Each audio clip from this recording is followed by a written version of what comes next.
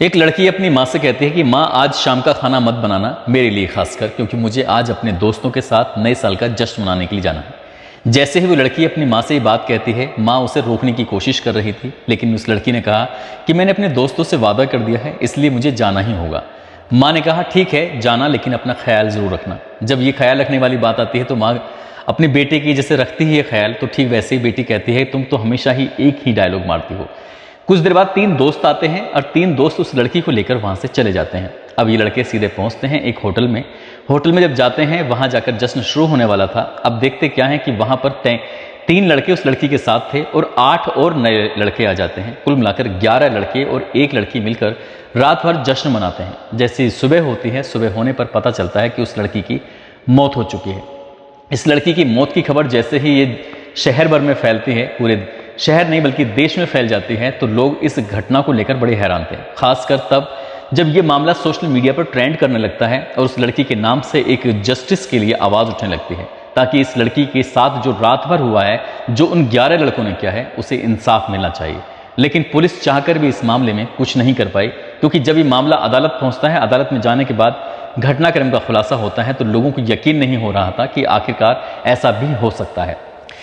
आदाब, नमस्कार, सत श्री अकाल, मैं उस्मान सैफी। आज की जो सच्ची घटना मैं आपको सुनाने जा रहा हूँ, ये सच्ची घटनाएं फिलीपींस एक देश है, उसी की एक राजधानी लगती है मनीला। दरअसल ये वहीं की सच्ची घटना है। बात कर रहा हूँ 1 जनवरी 2021 की सुबह लगभग 9 बजे के आसपास। सिटी ग्रांड होटल के रूम नंबर 2207 में एक लड़का जाता है। जाने के बाद पहले तो नॉक करता है। नॉक करने के बाद जब कोई आवाज़ नहीं आती तो सीधा वो बाथरूम की तरफ जाता है। बाथरूम में जाने के बाद अपनी दोस्त को देखता है। दोस्त उसकी बाथ टब में लेटी हुई थी। उसने सोचा कि पूरी रात हम लोगों ने पार्टी की है, मस्ती की है, बहुत सारा वक्त एक साथ बिताया है, इसलिए अभी इसको परेशान करना सही नहीं होगा। वैसे भी रूम से 11 बजे के आसपास निकलना है। वो लड़का जाता है, सीधा अपने रूम में जाकर आराम करने लगता है। 1-1.5 घंटा बीत जाता है, तभी उसका दूसरा साथी कहता है कि जो फ्रेंड है उसको जाके बुला के लेके आओ, चलते हैं घर। अब बात जब चलने की आती है, उसने कहा मैं गया तो वो बाथ टब में लेटी हुई आराम कर रही थी, अब जाकर तुम देख लो। अब दूसरा लड़का जाता है। जाने के बाद उस लड़की को देखता है तो बाथ टब में ही पड़ी हुई थी, यानी कि 1.5 घंटे बाद भी उसी सिचुएशन में, उसी पोजीशन में, लेकिन उसने कोई मूवमेंट नहीं कर रही थी। और मूवमेंट नहीं होने की वजह से ही उस लड़के को थोड़ा सा शक सा होता है और वो वापिस अपने कदम लौट कर आता है। आने के बाद अपने दोस्तों से कहता है और सबके सब दोस्त वहाँ से मौका पाते ही भाग जाते हैं। जैसे मौका पाते ही भागते हैं, अपना रूम खाली करके जाते हैं, तभी इस होटल का एक कर्मचारी उस 2207 नंबर रूम में जाता है और लड़की की हालत देखने के बाद वो ज़ोर ज़ोर से चीखता है, चिल्लाता है। जैसे ही उसकी चीख पुकार पूरे होटल में फैलती है तो बड़ी संख्या में जो उसके कर्मचारी थे, होटल के मेन जिम्मेदार लोग थे, प्रबंधक था, वो सब के सब मौके पर पहुंच जाते हैं। आकर देखते हैं तो लड़की वाकई वो बाथ टब में पड़ी हुई है, लेटी हुई है। तभी उस लड़की को उठाकर वहाँ से मकाती मेडिकल सेंटर है, वहाँ पर लेके जाते हैं और वहाँ ले जाने के बाद उसका उपचार शुरू करा देते हैं। जैसे उपचार शुरू होता है, डॉक्टर उसकी नब्ज़ टटोलने की कोशिश कर रहे थे तो पता चलता है कि लड़की की तो काफ़ी समय पहले मौत हो चुकी है। और ये बात अब केवल हॉस्पिटल में ही नहीं थी, केवल उस होटल में नहीं थी, बल्कि पूरे शहर में आग की तरह फैल जाती है। एक तरफ पूरा शहर नए साल का जश्न मना रहा था, नए साल की खुशियों की एक दूसरे की बधाई दे रहा था। और तभी सोशल मीडिया पर एक खबर चलने लगती है कि एक 23 साल की लड़की है जिसका नाम है क्रिस्टीन डेकेरा, और ये लड़की एयर होस्टेस होती है फिलीपींस एयरलाइंस की और बेहद खूबसूरत होती है। 4 बहन भाइयों की अकेली बहन होती है ये सबसे, जो सबसे छोटी होती है। अब इस लड़की के बारे में जब इसकी मौत की खबर फैलती है तो सबसे ज़्यादा बदनामी उस होटल की होती है। साथ ही पुलिस इस मामले की जांच पड़ताल में जुट जाते हैं, आकर देखना शुरू करते हैं। देखते क्या है कि इस होटल के अंदर जो CCTV कैमरे लगे हुए हैं, उस लड़की से बातचीत कर रहे हैं, कभी एक कमरे से दूसरे कमरे में जाते हैं, कभी उस लड़की को गोद में उठाते हैं तो कभी उसके साथ किस कर रहे थे, कुछ कर रहे थे। साथ ही उस लड़की की जो बॉडी को देखा गया तो उस बॉडी से पता चलता है कि उसके हाथ में, उसके पैर में, उसकी थाई में कई जगह पर चोट जैसे निशान थे। साथ ही उसके जो शरीर के कुछ ऐसे हिस्से थे जहाँ पर उसको प्राइवेट पार्ट के पास में उसके इंसानों के, किसी आदमी के सीमेंस भी मिलता है। और सीमेंस मिलने की वजह से ही पुलिस वालों ने साफ अंदाज़ा लगा लिया था कि इस लड़की के साथ लड़कों ने रेप किया है और रेप करने के बाद फिर इसकी हत्या कर देते हैं। और जैसे ही ये बात लोगों को सोशल मीडिया के माध्यम से पता चलती है तो लोगों को यकीन नहीं हो रहा था कि एक लड़की और 11 लड़के उसके साथ पूरी रात रहते हैं, आखिरकार ऐसा कैसे हो सकता है। पुलिस मामले की जांच पड़ताल में जुट जाती है और इस लड़की के परिवार वालों को जब सूचना मिलती है तो परिवार वालों का रो रो कर बुरा हाल हो जाता है। वो बताते हैं कि उनकी जो बेटी है सबसे छोटी है घर में और सबसे होनहार भी थी, सबसे पढ़ी लिखी भी ज़्यादा थी और इसीलिए उसने अपने आप को आत्मनिर्भर बनाने के लिए उसने एयर होस्टेस की नौकरी भी की थी। उसकी तारीफ एयर होस्टेस में जो बाकी और अन्य एयर होस्टेस होती हैं फिलीपींस एयरलाइंस की, वो भी सब तारीफ कर रही थी। आखिरकार इसके साथ होता क्या है, जब ये सोशल मीडिया पर खबर लगातार वायरल हो रही थी तो शहर के लोगों ने आवाज़ उठानी शुरू की कि जितनी जल्दी हो सके इसके कातिलों को गिरफ्तार किया जाए, उनके खिलाफ कानूनी कार्रवाई की जाए। 11 के 11 लड़के फरार हो जाते हैं, लेकिन पुलिस अपने तरीके से जब उन्हें ढूंढना शुरू करती है तो कुछ ही टाइम के बाद, कुछ ही दिन के बाद 3 लड़के तो हाथ लग जाते हैं, वो लड़के जो उसे पहली बार घर से लेके जाते हैं। उसके बाद फिर पुलिस और कोशिश करती है तो बाकी जो लड़के होते हैं 8, उनको भी गिरफ्तार कर लिया जाता है और गिरफ्तार करने के बाद उनसे भी पूछताछ शुरू कर दी जाती है। सबके सब लड़के एक ही बात कह रहे थे कि हम तो बस नॉर्मली पार्टी कर रहे थे, ऐसी कोई बात नहीं है। और इसी बीच में पोस्टमार्टम की रिपोर्ट आती है।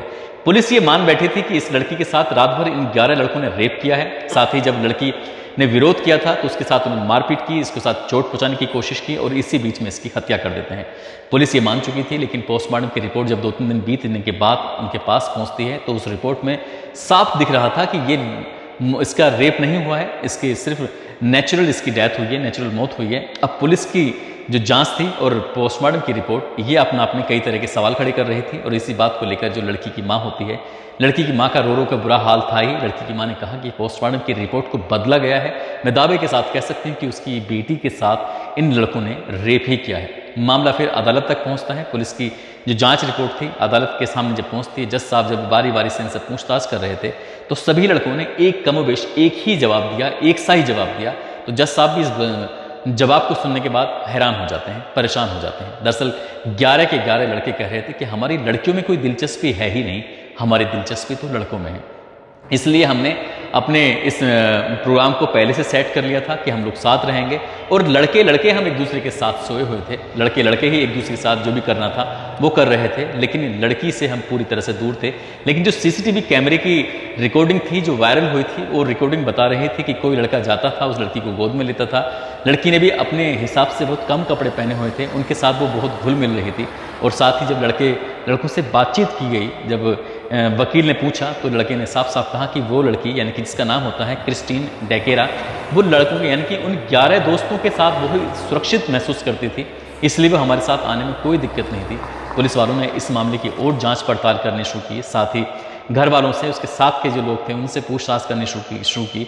जहाँ जहाँ ये जाती थी उनसे भी पूछताछ करनी शुरू की। तो पता चलता है कि इसके ब्रेन एन्यूरिज्म एक बीमारी होती है, उस बीमारी से ये ग्रसित थी। शायद उसी बीमारी की वजह से जो पोस्टमार्टम रिपोर्ट कहती है उसमें ज़्यादा शराब पी ली गई थी, ज़्यादा उसने ड्रग्स भी लिया था, ज़्यादा नशे की हालत में होने की वजह से उसकी मौत हो जाती है, जिसको नेचुरल डेथ करार दिया गया था। लेकिन पुलिस की जो प्रथम रिपोर्ट थी उस रिपोर्ट से यही पता चल रहा था कि इसके साथ रात पर रेप किया गया था। जिस अधिकारी ने ये बात कही थी उस अधिकारी को उन्होंने हटा दिया जांच से, और जांच से हटाने के बाद उसकी लड़की की मां ने जिद की कि उसकी बेटी का दोबारा फिर से पोस्टमार्टम होना चाहिए और रिपोर्ट फिर से सार्वजनिक होनी चाहिए। लेकिन फिर से पोस्टमार्टम हुआ ज़रूर था, लेकिन पोस्टमार्टम रिपोर्ट सबके सामने सार्वजनिक नहीं की गई थी जिस तरह से पहली रिपोर्ट सार्वजनिक की गई थी। उसके बाद ये मामला सोशल मीडिया पर वायरल तो हो ही गया था। न केवल फिलीपींस बल्कि पूरी दुनिया के लोगों ने एक हैशटैग चलाया, और हैशटैग चलाया जस्टिस फॉर क्रिस्टीन के नाम से जो हैशटैग चलता है। और सभी लोगों की ये मांग शुरू हो जाती है कि इतने जो घर के लिए अच्छा काम कर रही थी, नौकरी कर रही थी, आत्मनिर्भर थी, और इस लड़की को इंसाफ हर हाल में मिलना ही चाहिए। लेकिन पुलिस की जांच से उस लड़की को आज तक भी, आज साल 2023 चल रहा है, ये घटना 2021 की 1 जनवरी की घटना है, और उससे लड़की को शायद आज तक भी इंसाफ नहीं मिल पाया है। लेकिन इसकी मां ने अदालत के दरवाजे आज भी खटखटा रही है, अदालत ही नहीं बल्कि पुलिस के दरवाजे भी खटखटा रही है, और वो उसकी मां चाहती है कि उसकी बेटी को हर हाल में इंसाफ मिलेगा ही मिलेगा, और मिलना ही चाहिए, उसके लिए चाहे कितना भी वक्त चूना लग जाए। दोस्तों, इस पूरे घटनाक्रम को सुनाने का उद्देश्य किसी को परेशान करना नहीं है, किसी का दिल दुखाना नहीं है, बल्कि आपको जागरूक करना है, आपको सचेत करना है।